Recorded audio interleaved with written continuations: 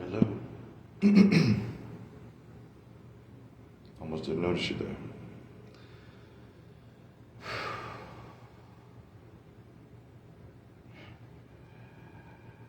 So, I'm here to talk about some topics, consciousness and different things.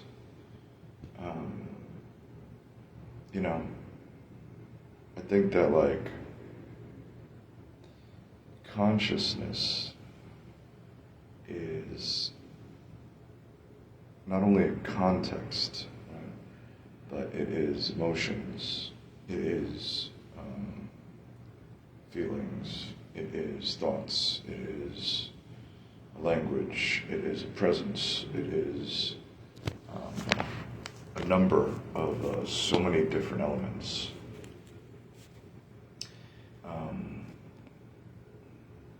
It's an awareness. Being conscious is awareness of the present, and it's feeling your presence, It's like...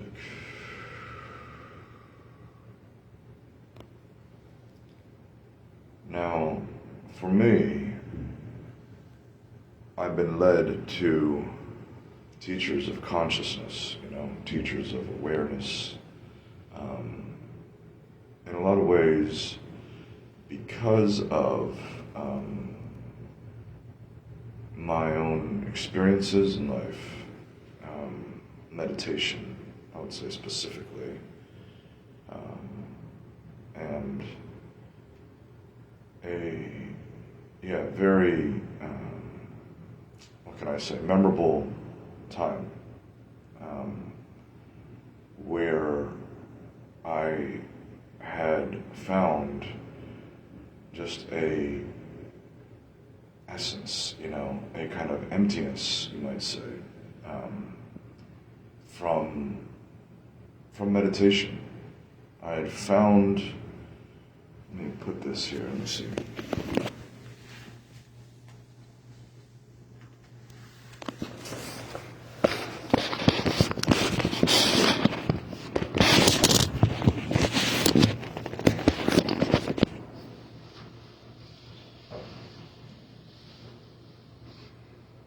Found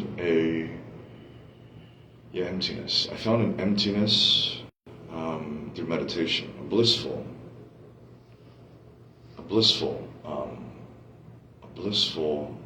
emptiness, and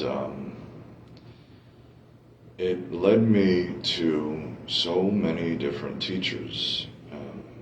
Now, that time was a good time ago. That was almost a decade ago.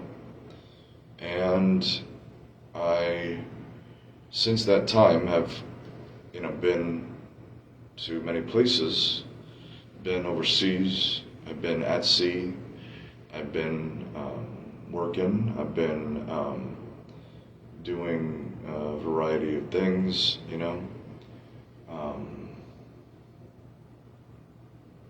and I'm back now to talk about, the meaning, purpose, and repurposing, okay? Or realigning with purpose.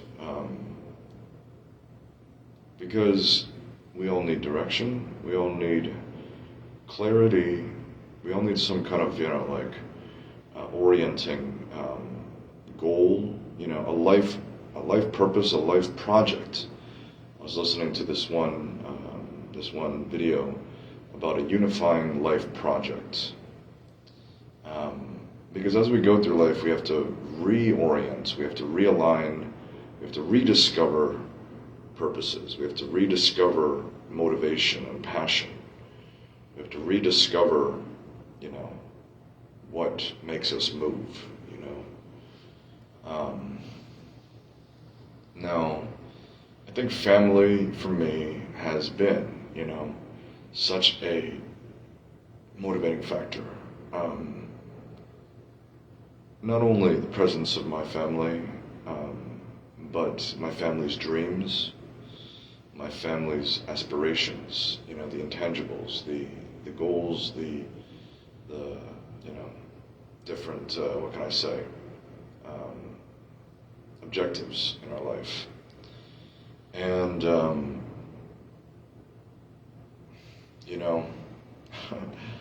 last time I did this video, I talked with an uncle of mine, and we started kind of, chopping it up a little bit, and there are certain lofty aspirations. There's so much to cover, So Billy Carson, let me talk about Billy Carson a little bit, okay? All right, it's a relevant topic. Everybody's kind of talking about it, and I've been following Billy Carson for some time. Ancient text and his journey through, basically, helping us understand the value of certain scripture, and the truth, right? Because what everybody is saying now about the debate, or the debate, the way he calls it, with that, what's his name? Wes, right? Named Adam West or something. Not Adam West, that's the Batman. That's the guy he did the debate with, right? Because they're saying that, like, he did a response video to that, and people are not so happy with him. Even some of his fans, a lot of his fans are, kind of saying that he was humble bragging and doing different things. And to me, I don't agree with everything that, Billy Carson talks about. His whole topic about, Jesus not being on the cross, I think is kind of what I'm trying to get to here, okay? Because he talks about the Sinaiticus Codex, or the Sinai Bible, or the Book of Barnabas, referring to Jesus not being on the cross. And this is not, just him. There have been a number of people out there who have believed this for centuries, that it was an imposter, or that it was made to look like, he was there, but he was not. And I think it's an important topic because, it's the truth. The way I see it, like, again, I wasn't there. You know what I mean? I wasn't there in the flesh. I did not see the man Jesus on the cross. But to me, it's been confirmed through my own senses. I've heard the beliefs of different people. I've heard, I haven't gone too deep into it with the people that, want to claim that he wasn't on the cross. I haven't gone too deep into it because, to me, it's kind of like, it feels much more like a political agenda, and I haven't really catered to it because more than politics, we need the truth. We need consciousness. We need the joy. You know what I mean? We need that love. You know what I'm saying? And sometimes there are agendas, propaganda. There are echo chambers. There are distracting, or what can I say? Disrupting sometimes motives. And why would Jesus not have been on the cross, I think, is a good question. I think it's because it would be validating a narrative of justifying a certain authority system, right? Because we need to understand not only the Book of Sinai, but again, some of the different places where you might find this idea, this belief that Jesus was not on the cross. We know that, there is a community that, will say that he was raised unto Allah, right? And interpreting that a certain way. Bear with me, because I'm talking a little slowly. I had a healing session yesterday with my friend. She did an emotion code, tapping into some kind of like stored emotions, stored experiences of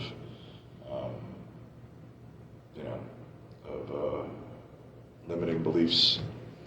And I think I have recovered from it a lot, but I think that I probably could use a lot more. I could probably use a lot more of those sessions. I could probably use a lot more,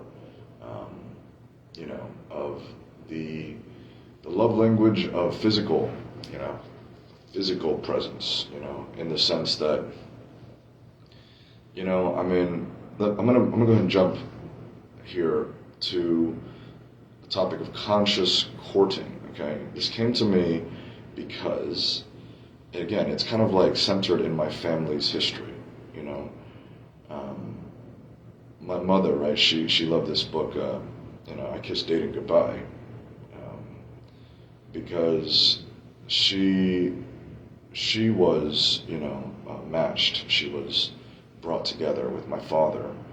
And while that may not fit the common, idea of what courting is, it does align more with a family-centered, process of finding a mate, finding a companion, finding a spouse, finding a life partner, finding a relationship that deals with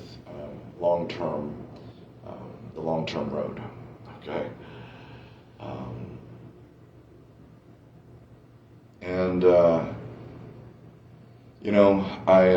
I talk about conscious courting because we have to understand ourselves, and when I say we have to understand ourselves, know ourselves, I mean that we have to understand the triggers inside of us. We have to understand, the root of where our awareness is guiding us, See, because that's the thing. I'm dealing with it, right?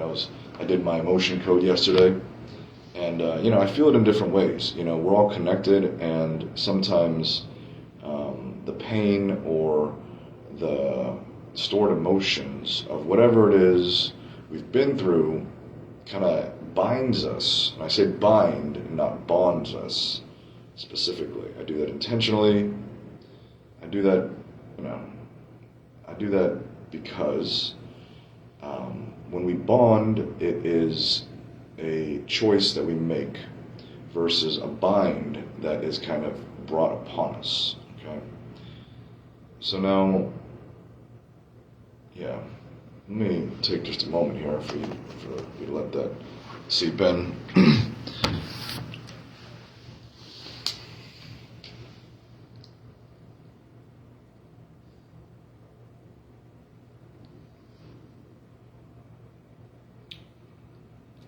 Right, a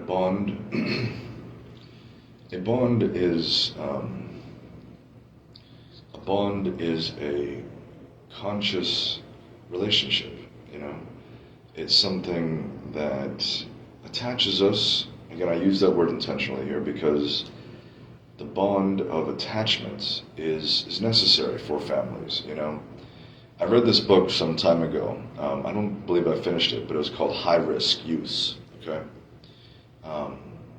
And this book goes into youths that had become basically an endangerment or posed some serious risk, or had even enacted unfortunate, had done some really, really bad things, had done some really terrible things. And, and that's the thing, because as a child, we have to deal with a different environment. As a child, we need our parents. We need our parents for a long time. And again, because everybody's different, sometimes you need your parent longer than you think. Sometimes you need your parent longer than you feel. My mom would always say that she would say something along the lines of how human beings are the last to reach, full physical maturity. When we look at like birds, when we look at, maybe cats, some other mammals, when we look at certain other, creatures, when we look at other, beings, forms of life, right, in this reality, in this, in our journey through life, we see that, cats might mature, might be able to procreate at the age of 1 year old, at 7 years old for human, if you translate those for human years, right? Dogs, very similar. Birds, I believe, are again, they have to go through their whole thing, get out of the nest and whatnot, but basically, we as human beings, I feel, have developed quite an elaborate and incredible, just amazing nest, right, for the children, right? We've developed this culture of, keeping, the priority for the safety of the kids, which is good, yet, that prolongs the maturity sometimes, right? Because let's look into what maturity is, right? Maturity is an awareness of the reality, of the here now, of where you are, but also your own culture, right? Awareness, maturity is an awareness of not only your own, your own senses of emotional, stored feelings and so forth, but also kind of like traditions you come from, understanding your culture, understanding your language, understanding the rhythms and patterns and cycles of your own background,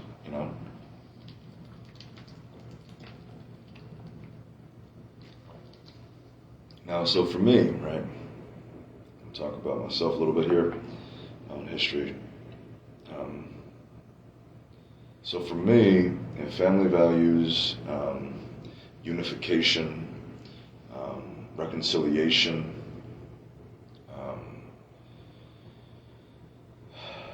fishing, education, psychology, music, and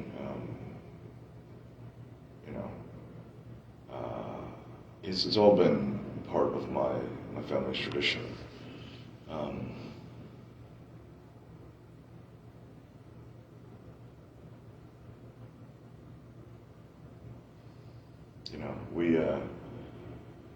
We have always, really appreciated, a lot of the American Constitution's, guidance or development of the Bill of Rights and the amendments and the 3 branches of government, like the judicial, executive, and the other one, congressional, right? We have really looked at these things as an amazing system for people to have self-government, for people to not just be ruled by the mob, right? Because we live in a constitutional democratic republic, and we have the Electoral College, And we have certain things put in place where it's not just what we want, right? But it's designed to help our leaders, really kind of speak to and have a presence and have some degree of involvement in every, for everybody, you know. And I think that it's not too surprising when we see how, so much of the rest of the world has adopted, the system that America has in a way, right?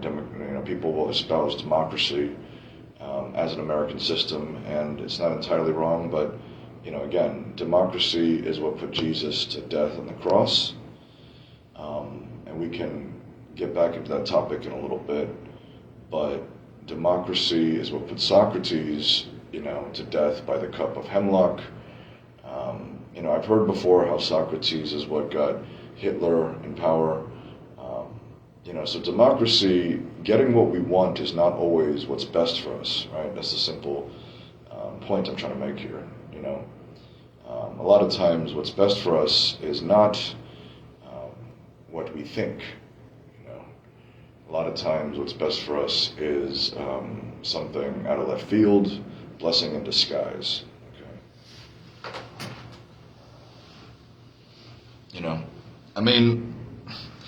let me get into some health topics, I was talking with my friend the other day about how, I have, when I was younger, when I was about like 19 years old and I'd gone through a breakup, I started to, try and check in and try and like work on myself and try and like,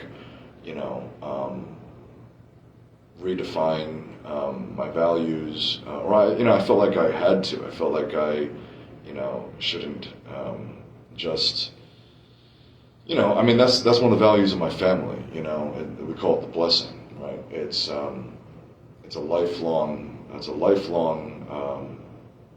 marriage. It's a deep commitment to one spouse, one man, one husband, having one wife.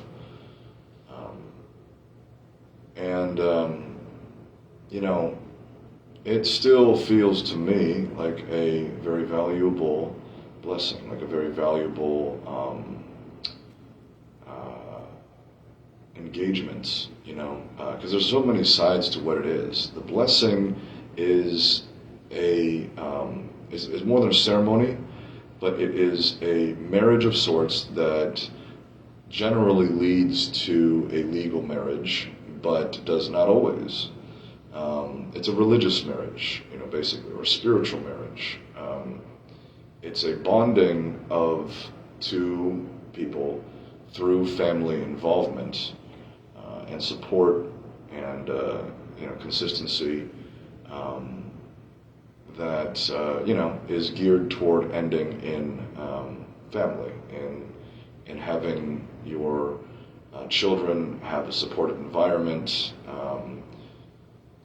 It's geared toward creating an environment for families to know that their kids are safe, that their communities are interconnected and aware of multicultural traditions, so that again it's like it kind of leaves a calm, it leaves a sense of like confidence, it leaves a sense of like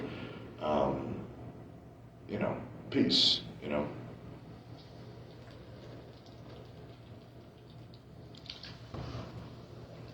And so I talk about conscious courting now because, so I've been blessed, and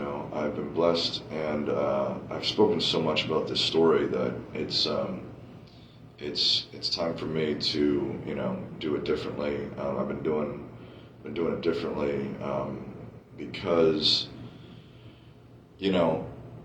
I don't know what's coming, I don't know what's coming in life. I feel like, I feel like there's good things coming, but I also feel like there are, for example, I I love, maintaining a transparent presence. Um, I love keeping my awareness on my present environment, on my home environment, on my community environment, because the more your environment, the more you know your people, the more you know the language of that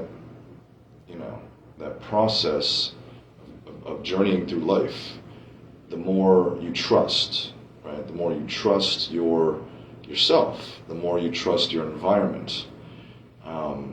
Now, here's the thing though, right?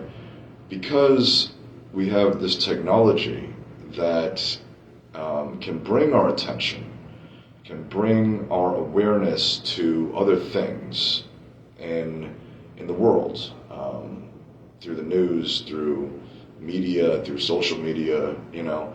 We again may be alerted to disasters. We may be alerted to great things too, art, music, and so forth.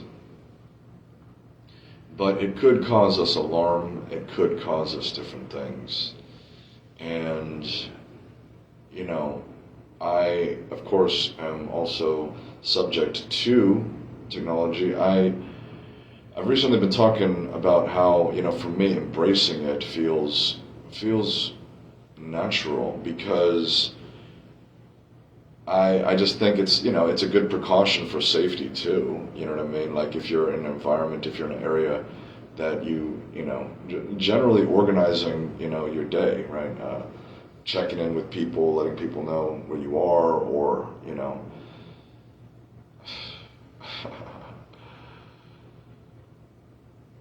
it's like, yeah, that's the thing. But at the same time, again, it can be rushing, it can be pressure, it can be too much. So bringing it back to the relationship of the family and courting consciously, right? I think that, so for me, right, knowing a good amount about my own, I've recently come to a point where I feel like I don't know enough yet, or I miss some things in my journey of discovering myself, my highest self, my true being, because yeah, I still, going through the emotion code, I still go through these these episodes of like, just feeling like it's just too much, you know what I mean? And from past efforts in meditation and involvement in communities, it feels like I need to revisit, whether it's, again, therapy as an effort to know oneself, or, again, practices like meditation, or, occupations. I need to kind of revisit, in a way, some parts of myself, my past. But also, it does feel like, to me, talking simply is healing.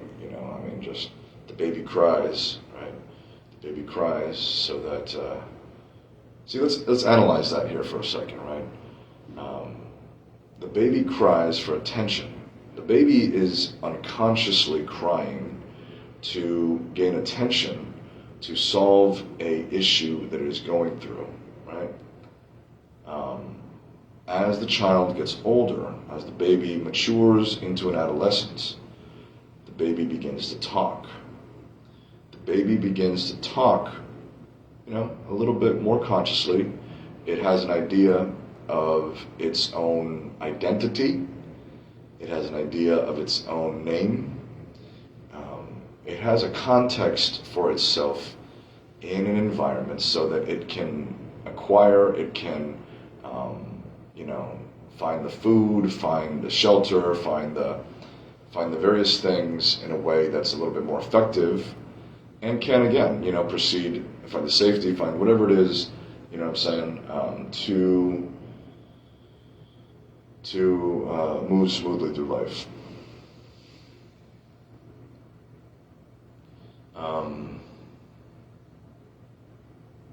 Now, suffering, Eckhart Tolle has talked about conscious suffering, because suffering is one of those big deterrents, big things I think that is avoided unconsciously, right? The pain, we don't want to go through the pain. Separation, the child, the adolescent doesn't want to face separation from the parents. Because the pain, because the fear of what could happen, right? Without that presence, without that protection, and it does not, it's good for the child not to be forced into that situation. Sometimes again, there's immersion therapy. Sometimes it can be helpful. Life is, it's intricate, so sometimes, again, the child, whether or not it wants to, or even the environment wants it to, but is separated from its protective environment. And the child can grow very much from that. The child can mature quickly. It does not always happen that way because, again, if the child is forced in that situation, it may result, again, if done, if the child can reflect, if the child has enough oases, if the child has enough place to kind of realize, why it got separated, why it's feeling the pain, why it's feeling that shock, why it's feeling the grief, why the child is grieving over the absence of familiarity, the absence of a loving consciousness, a protective consciousness, a protective presence, a person. Again, it may be able to grow from it. It may be able to, be a change. It might be able to be what it was missing itself, right? I don't like to be cliche per se, because it's kind of like, well, I've heard this before. Sometimes I told one of my best mates about how I'm a walking cliche. I feel like I've been a walking cliche at times, because I love the stories. I mean, again, like, you can learn the value, you can mature through your own process of going into understanding your memories and the stories even. You can learn from other people's experience, even if it's animated. It might be different, what I'm saying, but you can,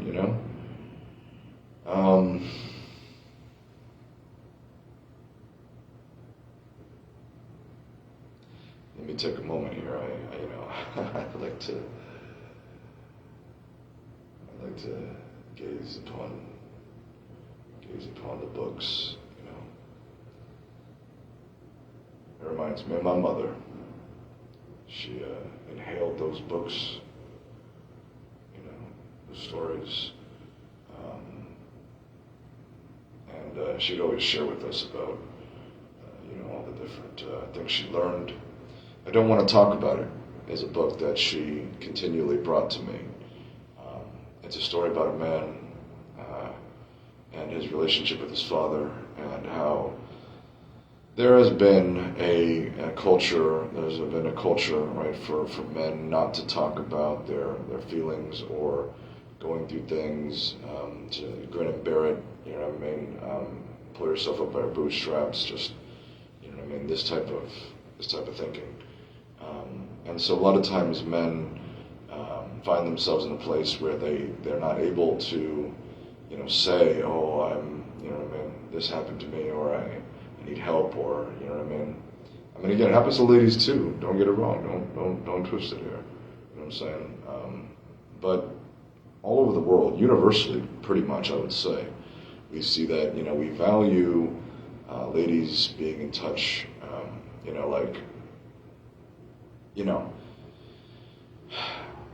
women as mothers, have to, okay,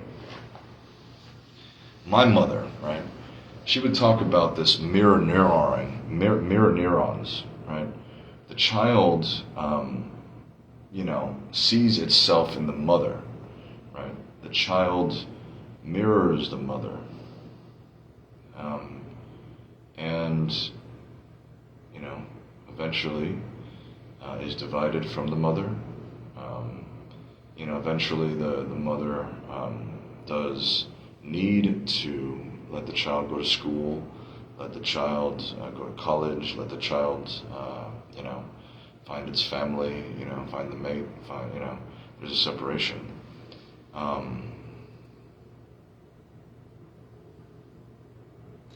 Hello. It's good to see you. It's good to see you all. I pray your day is going well, and that you are making some money, and I'm not trying to push you to do that, but generally we all value money, right? Because it helps. But I just think like kind of coming back to it, how these stories, I'm seeing these books, and that's the suffering, we can see the suffering in the stories, the things we carry, that's one of those books I read back in college. My professor, Professor Heddick, he had so many great books that he brought to us. Julia Alvarez's In the Time of the Butterflies, The Things We Carried by Tim O'Brien. We see stories of suffering. We see how through different events in human history, international relations, there's a lot of trauma resolution needing to happen.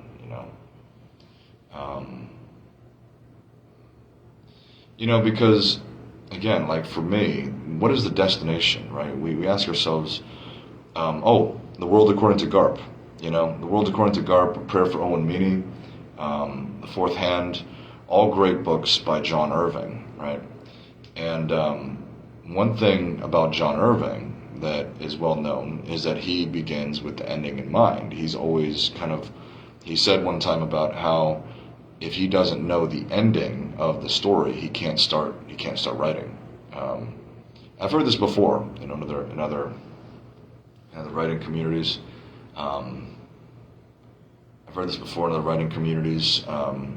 Because sometimes you got to just start before you're ready. Sometimes, everyone's different. So in a writing circle that me and my mother did, November Writers Month, we sometimes, again, one thing they would encourage of us was that, just write, Sometimes, again, we want it to be a certain way. We want to have the ending, we want to begin with the ending in mind, but you just, there's writer's block, there's things that will kind of keep you from, just taking some simple action. And so it's not everybody's forte, but John Irving did, that's the way he's written all his novels, he says. And to me, it kind of makes sense too, for me, I think I think of world peace. I think of again, as however it sounds, I think of one family under God. I think of a world. I think of a people. I think of a family. I think of a lot of love. I think of a lot of love. I think of a lot of joy. And again, I feel like, the naivety of aspiring. Okay, let me bring up Paul K. Chappelle, right? A military U.S. veteran. He had a black African American father, and a Korean mother. And he had gone through a lot growing up to come to a place where he went to war, where he went to, he served in Iraq, he served in Afghanistan, I believe, and I definitely encourage you to look him up. Paul K. Chappelle, peace activist, he'll say that, veterans are usually the most passionate peace activists because they've seen things that, that we only read about a lot of times. But he talks about how people who may, again, work for world peace or work for, again, just a seemingly naive, like a conscious community, a conscious business, an environment where there's no violence, may even be dismissed or kind of attacked, right? And I'm not going to elaborate too much on that, but it's to me it's love. You know what I'm saying? He's trying to encourage people that, like, there is a better, there is don't be dissuaded, don't be confused, that the end, right, the goal, fearless life, right, life without any life where we've been able to grieve, life where we've come to a place of appreciation, for the suffering, of course, in our own lives first, in the sense that, like, we may read about the suffering of others, but we don't always know. Sometimes we imagine what it's like, and it may not be like that, but he points to certain events, like a man jumping on a grenade, right?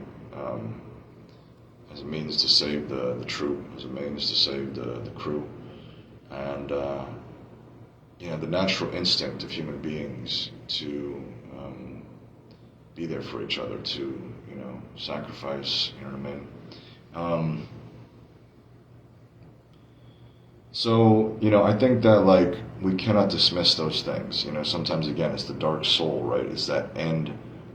It's that thing we've been avoiding, you know what I mean? But I think that, it's tough.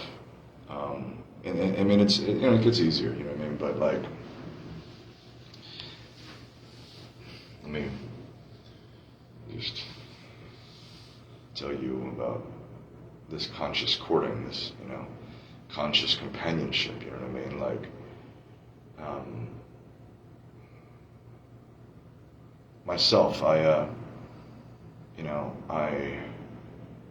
seen that, I mean, again, sometimes they say that in evolutionary biology and evolutionary psychology that we forget certain things, cyclical amnesia. We have these traits within society, within the human experience of conscious, of forgetting, and for me, I think that sometimes it's trauma and sometimes it's not, sometimes, they say forgive and forget. And I think that it's because if we don't make these events in our life that cause trauma, if we don't turn them into a lesson, if we don't turn them into a victory, if we don't turn them into, a benefit, a mutual, a presence, a gift or something valuable, it's, again, it could just haunt us, time and time again. So I'm saying all this because I've felt silenced at times, I feel like, again, there's a rush to make money, there's a rush to, prove the value of your existence, there's a rush to be seen, to receive attention. There sometimes can be pressure in society, right? I mean, like Eckhart Tolle talks about this too, and he talks about different cultural pain bodies, um, you know, that can bind us, but through awareness, through observing them, we can free ourselves. Um, he talks about, like, again, like in Japan, Germany, how there is such an incredible societal unconsciousness that has driven. I mean, again, plenty of, enlightened. I mean, Eckhart Tolle himself is German, right? He comes from Germany, so there's plenty of enlightened consciousness coming from, certain places. So again, sometimes the darkest night brings the brightest dawn, right? So my point in what I'm saying here, though, is I'm going to drink some water. That's my first little sip.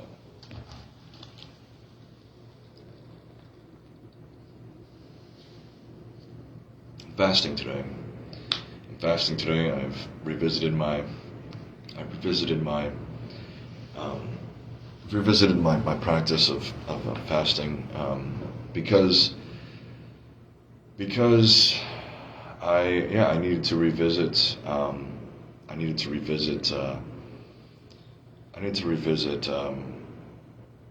my past a little bit,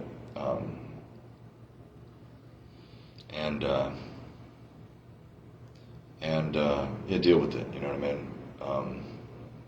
But for me, like hunger. Hunger can, again, bring that suffering or that pain of like non-stimulation into our immediate digestion. Into our self of overcoming. And so I've been fasting today, so I definitely got to keep hydrated. Let's see here. I do have something coming up at 12, so I got to be ready for that. But that's a whole 50 minutes away. Anyway, for me, I think that the end in mind, right? Like, to me, it's a global historic archive. Like my mother, she would often, kind of share with us about what a tragedy it was, the loss of the, Alexandria, the Library of Alexandria. I mean, historians will say that we went back 300 something, 400 years. We lost all this knowledge, and medical knowledge, historical, artistic, these things that would help us, live a more fulfilling life. And so for me, I feel like in the modern world, transparency means, a global historic archive, for all of us that benefits all of us, where we have our stories, we have our lineage, where we have our, we're like, I hope what I'm saying makes sense, because it might, sometimes things come off a certain way. I was just on TikTok earlier today. And I was bringing up this figure. I was bringing up this guy that, I know sometimes, again, people, is Avi Lipkin is his name, okay? And I brought him up because the subject of the TikTok was Adam and Eve, and like, was it real? Was the question being posed, or is it just a myth? And I was saying this is kind of the same thing here about like how we can learn from myths, we can learn from stories, but a lot of times it's it's limited, so yeah, let that marinate there.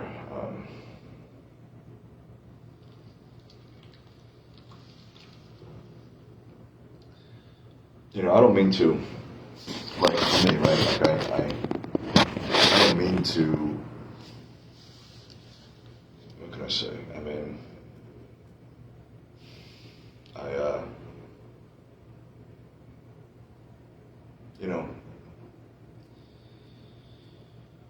think that sometimes, yeah, I maybe come off in a serious way. I come off in a heavy-handed, or not as lighthearted or something. And I'm aware of that. I'm aware of, I reflect on it because, it's it's worth resolving. I feel like, but I might just be one of these guys, you know what I'm saying, like memory, you know what I mean? I might just be like storage, information storage guy, like a professor, you know what I'm saying, like a knowledge bank. Because I don't know. I mean, again, to me, it was always a gift, my memory. That I could remember things and people and places, and so let me just take a break here and let you do what you got to do. You know what I'm saying?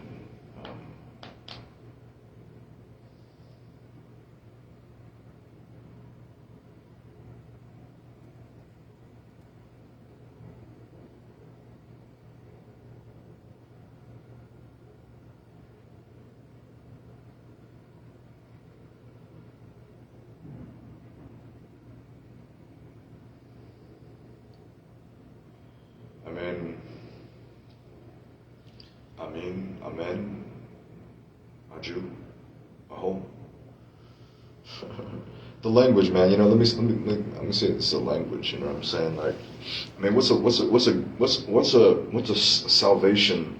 What's a book of salvation that you can't read? You know what I'm saying? Like, what's a book bringing you riches that you can't read? You know what I'm saying?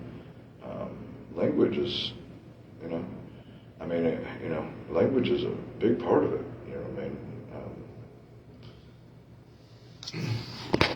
You got to know the book, the language of the book, to receive the benefits, the fruit of what it's teaching you. I mean, again, we have endless books, man. We have endless books. I'm at the library right now. Endless books to read, but the culture, to me, right? Why do we have to prove? So let's think about this. Okay, this is some more conscious courtship right here. Okay, what is it that makes us need to prove our value in the world? Think about this. Okay, take a moment. What's I mean, of course, there's a lot of things, but a lot of it is to find a mate, you know what I'm saying? A lot of it is to find your wifey, find your hubby, find the love of your life. Now,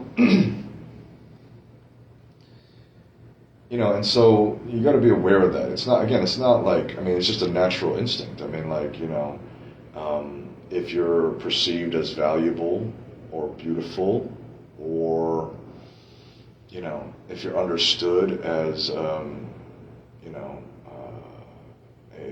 irreplaceable part of this story of life, you may still, again, work hard. You still may, just put everything you got into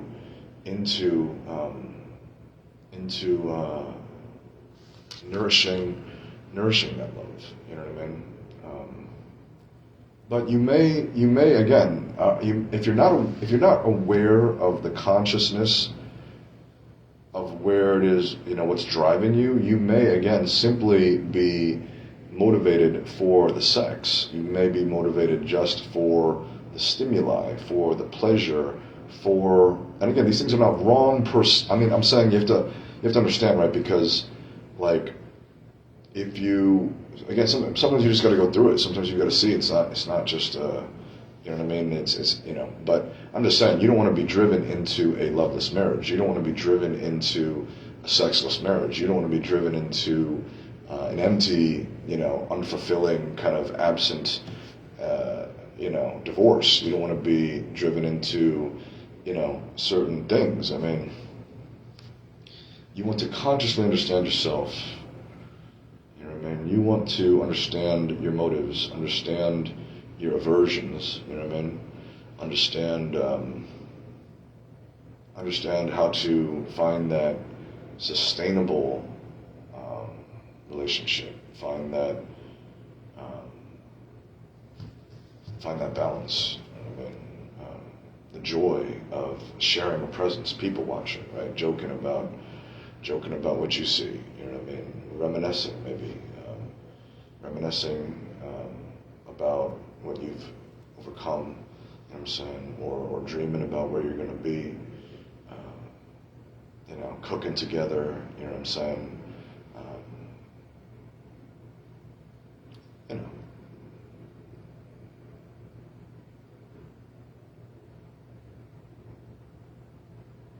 Yeah, I'm gonna do a little bathroom break here. I'm gonna go to the bathroom, fill up my water, and I'll be right back. All right, stay tuned.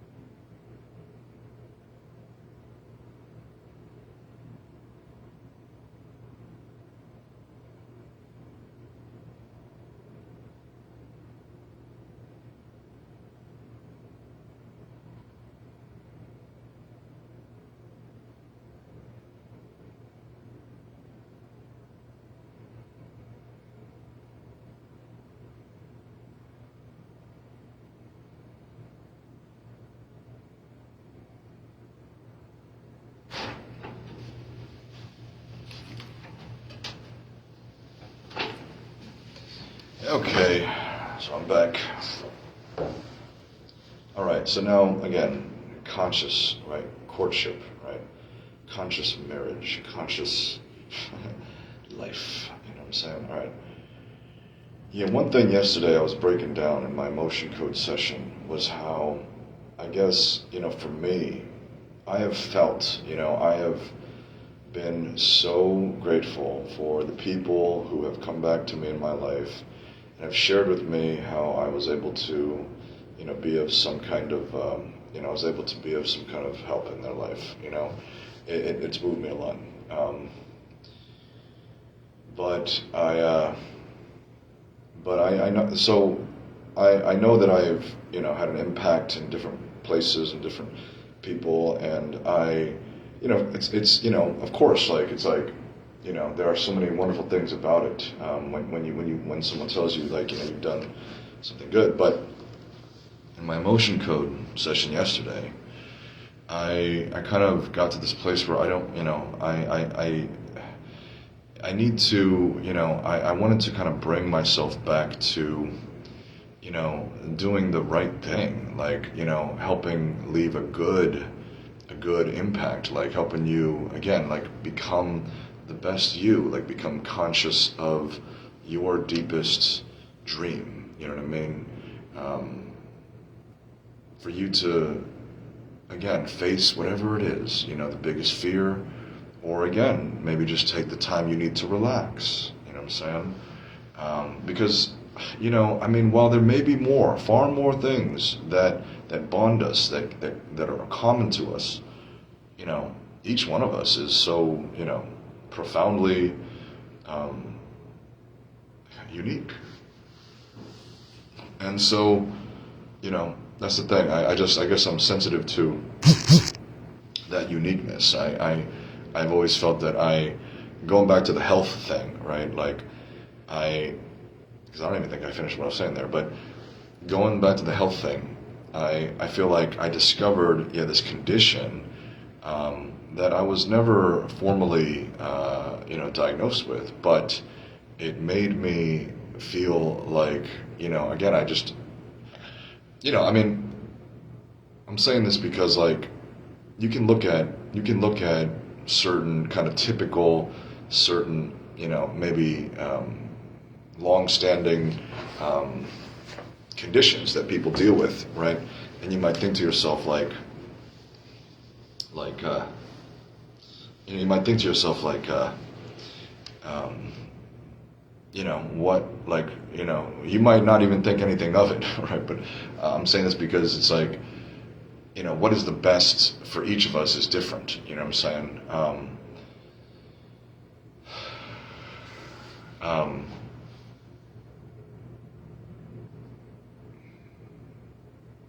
What's best for each of us is different. Looking back on my life, the friendship, you know what I'm saying, that's the thing, right? Playing ball, like, playing frisbee, like, reading together, you know what I'm saying, like, playing games, playing some Nintendo 64, Mario Kart, Super Smash Brothers, 007, you know what I mean, GoldenEye, you know what I mean, like, I'm saying, like, Call of Duty, you know what I mean, there's just so many games, man, there's just so much abundance in life, there's just so much, like, for me, again, the end, right, of all the nonsense in life is just appreciating what we have, you know what I'm saying, we already have, but also, cutting through the red tape, like, because it's like, we have these things, but do we actually appreciate them? Can we actually, like, access them? Can we, if you got a Nintendo 64 and I have 4 controllers, right? We kind of need each other to play that game. You know what I'm saying? So it's like, but if I'm withholding a controller because Mac over here, he wants to play Mario Kart, but Jimmy wants to play Zelda. And it's like, so I'm not going to give Jimmy the controller because he doesn't want to do the thing. It's like, that, I feel like that is kind of like politics, in the world, right? It's like, if we simply can communicate, understand each other's languages, be conscious of, our backgrounds, conscious of ourselves, and consciously collaborate, cooperate, and even compete in some situations. Again, sports, right? It's like you can be consciously driven to give, to win that championship because, it's your skill set. You know what I'm saying? But all of this, I think, again, goes back to the family and consciously, courageously coming to that companion, and then the consistency to understand again the feminine and the masculine essence. I think this is again, this is I'm in this here with you. I'm processing all these things here, but it's like there are some touchy subjects, and here's the thing. Okay, I want to bring it to the importance of the mothers. For me, right? Like I mean, my mother again was always just like the champ. You know what I mean? She was always just that undescribable true love. You know what I'm saying? That.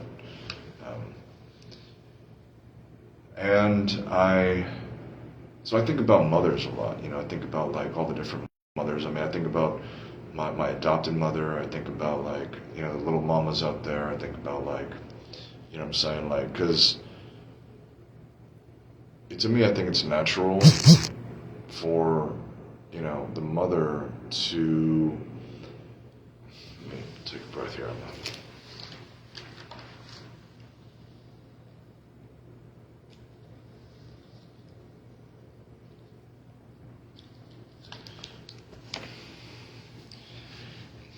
Feminine sensitivity, like the joy the mother receives from the child, right? It's like because of her sensitivity, because of her capacity to feel the joy from her child, like she just focuses on those little victories. She focuses on, bringing nourishment, bringing bringing a smile to the baby's face, keeping the baby laughing, you know what I'm saying? She, for her, those things, I think, can be a lot more than for a man. And again, generally, but, because the man, right, he wants to see the victory. He wants to see maybe, the blunt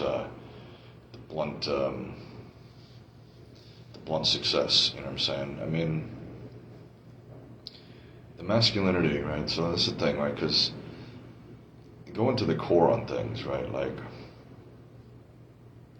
going to the core on things, so I think that, like Grandmaster Montauk Chia, he's one of these people that I bring up that I brought up in the past, and I've read one of his books. I didn't finish either, but it's called, it's like Qigong, something. And it's all about channeling Qi energy. And he talks about the importance of the man really prioritizing the lady's surrender through pleasure, through kind of her joy, through her satisfaction.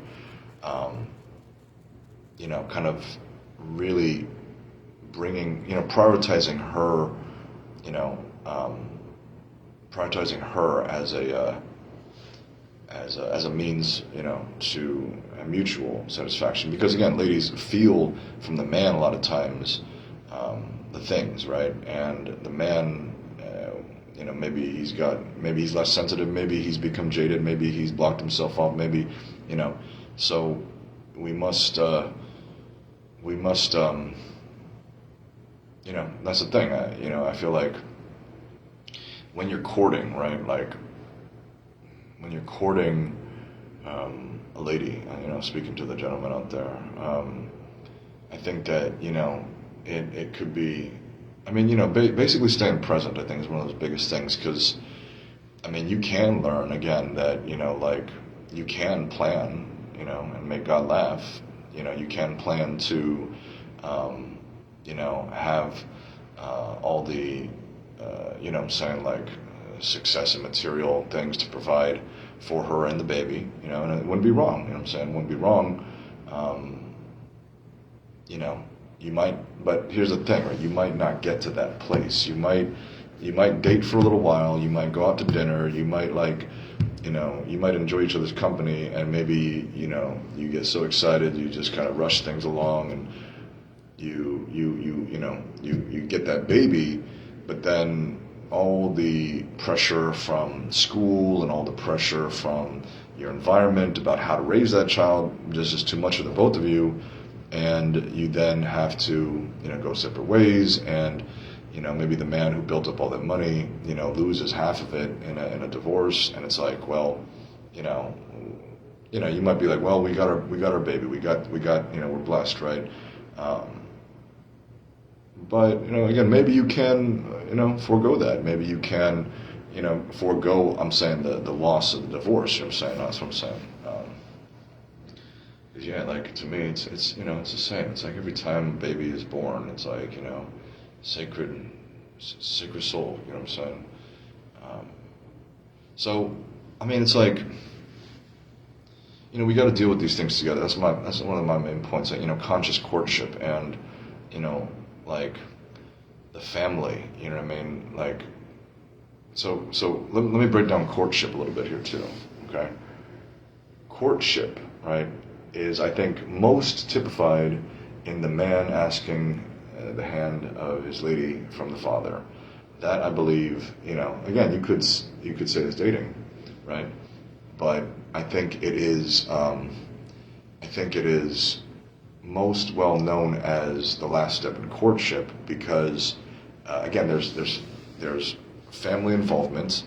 You're consciously, understanding the layers of her life, right? Because she's gonna, her dad's gonna be a part of her life. So you have to go through, his approval. You have to go through his respect. You have to understand his language to help her be satisfied most in the long term, right? Understand her mother, meet the family. So, courtship.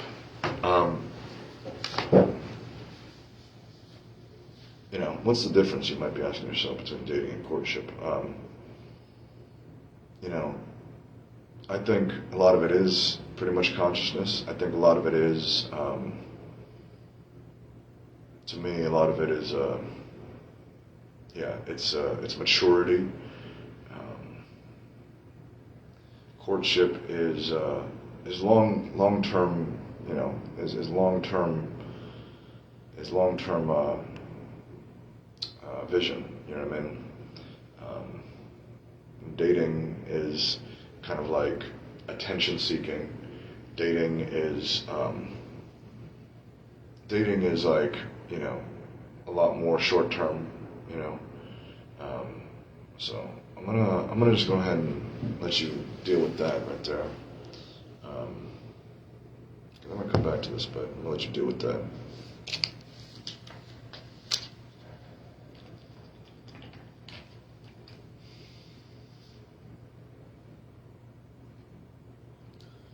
Perceptions.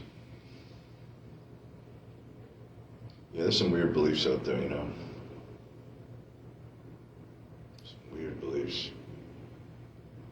Billy Carson, what I'm saying? Let's talk about Billy Carson here for a little bit, because again, like that idea that Jesus was not on the cross, it's like, man, as much as I am I love Billy Carson, man. This dude has been entertaining me and educating me. I mean, Anunnaki, Enlil, what I'm saying? Like the Sumerians, like, he's been to Egypt, okay? He doesn't just talk about Egypt. He's been to Egypt. He's brought how many people to Egypt, okay? Like, this man has, again, all the companies he runs and stuff like that, like, that doesn't just come because he was, doing nothing, so, like, I mean, I understand people might be upset about his humble bragging and like maybe he's kind of flexing too hard on like the whole, richness and whatever. But it's like, I mean, I mean, maybe so. I'll be honest. I wasn't so turned off by. I mean, again, it's like, look, how many people are coming at him right now, right? Where it's like, you are, you know, you've been misleading people, right? That's the thing, right? Because people are like, oh, you've been misleading people. You're saying, you haven't, you can't back up your whole thing with Jesus, on the cross and all that stuff. And it's like, and so when he gets into it, it's like, I don't honestly see. That's what I'm saying. It's like he really can't really justify how, it's kind of a baseless argument you're going with. Like Jesus was on the cross. Like what I'm saying. Like this isn't a religious thing. This is just like historical. You know what I mean? How many people were crucified during that time? It wasn't Jesus alone, right? I mean, there was two on each side of him, right? And even then, it was a standard practice of the Roman Empire to prevent insurrection, right? So it's like, why wouldn't he have been crucified? If he was a real man that lived, if you can verify the fact that he was a historical human being, and there was threats of uprising in Jerusalem at the time where other people were crucified, why is it that, where did this belief come from? It comes from fear. Let me throw that at you. All right. Probably fear of loss of maybe like an authority. I imagine. That's what I deduce from the situation. Because again, I'm not gonna not mention how again there are pockets of society where it's like he was an imposter and it's like, but you know what I'm talking about. So yes, the law to the caliphate and Hazrat Mirza Ghulam Muhammad Salam and all the brothers and sisters out there who are just kind of like digging deep, digging in to make sure that the death of Isa is the life of Islam, physical that is, of course, because the divine doesn't really die, the spirit lives forever. So coming back to the family matters, right? When I say like, one family under God, right? Like I come back to the beliefs, right? Okay, because again, if we imagine ourselves as cats, right? Because we are the lions of Judah and all that, right? So like sometimes the cub got to go outside the tribe to have an adventure or to again just find his own tribe, right? And so I'm saying that the family kind of, again, goes through breakups, right? The family, again, mother has to watch the child go to college or, there are points where it's like, or again, the prodigal child. Sometimes the child isn't wanted to be leaving, but they have to for whatever reason. They got to learn some lessons or whatever, you know what I'm saying?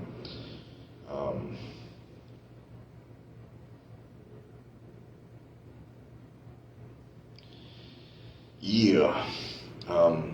But one family under God, that's what I'm saying. It's like, what I'm trying to say is that, Ham, Shem, and Japheth, right? Isaac and Ishmael, you know what I'm saying? Like, okay. Conscious courtship, the blessing, restoring the respect to practice of uniting tribes, you see what I'm saying? I think, I got a little bit more time. I'm probably going to have to end it actually soon here. So I might just leave it at where we're at. I'd love to continue, and I may continue a little bit more today. So we'll get into it. But let me just finish off with what I was saying about the beliefs. Billy Carson, that's the main thing about Billy Carson. It's like, he's under heat, right? He did that video, from his own, thing and whatnot.